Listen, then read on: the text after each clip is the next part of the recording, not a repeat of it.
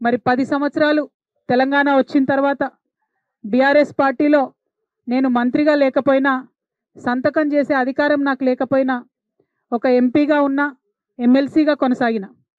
ఆనాడు చాలా సందర్భాలలో మిగతా అమరవీరుల కుటుంబాలకు ఎవరికైతే డబ్బులు అందలేదో వారికి ఇంకో రూపంగా డబ్బులు ఇవ్వాలని అంతర్గత వేదికల మీద అనేక సందర్భాల్లో నేను చెప్పడం జరిగింది. కానీ ఇవాళ నేను మనస్ఫూర్తిగా అమరవీరుల కుటుంబ సభ్యులకు, అమరవీరులకు, తెలంగాణ ఉద్యమకారులకు చేతులెత్తి నమస్కరించి క్షమాపణ కోరుతా ఉన్నా. ఎందుకోసమంటే ఆనాడు నేను మీకోసం కొట్లాడినా కానీ ఇంకా గట్టిగా కొట్లాడేది ఉంటుంది, సాధించుకునే వరకు మీకోసం కొట్లాడేది.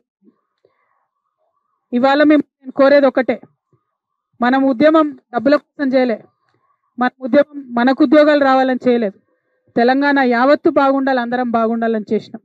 కాబట్టే ఇవాళ ఇక్కడ ఈ పవిత్రమైనటువంటి గడ్డ సాక్షిగా, ఈ అమరవీరుల స్తూపం సాక్షిగా నేను ప్రమాణం చేస్తా ఉన్నాను.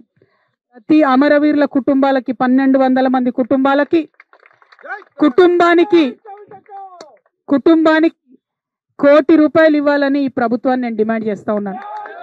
ప్రతి అమరవీరుల కుటుంబానికి ₹1 ఈ ప్రభుత్వం నుండన్నా ఇప్పిస్తాం, లేకపోతే ఈ ప్రభుత్వం మార్చి వచ్చే ప్రభుత్వంతోనైనా ఇప్పిస్తామని ఈ సందర్భంగా నేను అమరవీరుల కుటుంబాలకు వారి యొక్క పాదాల సాక్షిగా మీకు తెలియజేస్తా ఉన్నాను.